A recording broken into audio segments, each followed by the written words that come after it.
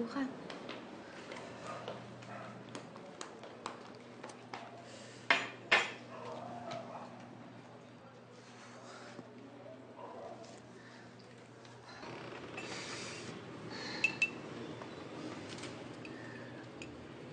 Sorry nga pala kung naistorbo ko yung tulog mo, ha?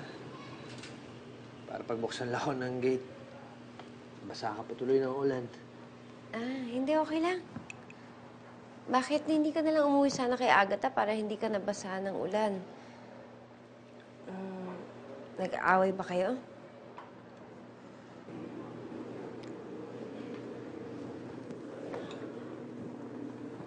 Dahil sa nangyari sa mall?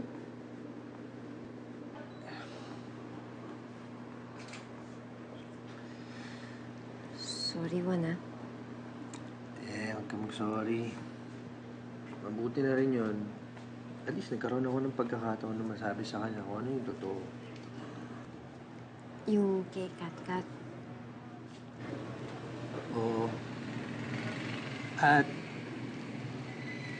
hindi ko pala talaga siya mahal.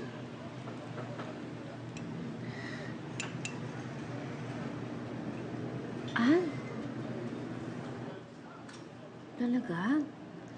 Akala ko pa naman serious kayo. Di ba nag-move in ka na? Pero marami rin kasi nangyari lately, eh.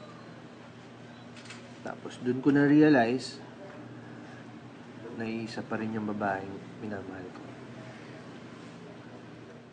OMG! Confirmed! Ikaw yun, Happy. Maging asyumera ka na sa pagkakataon na to.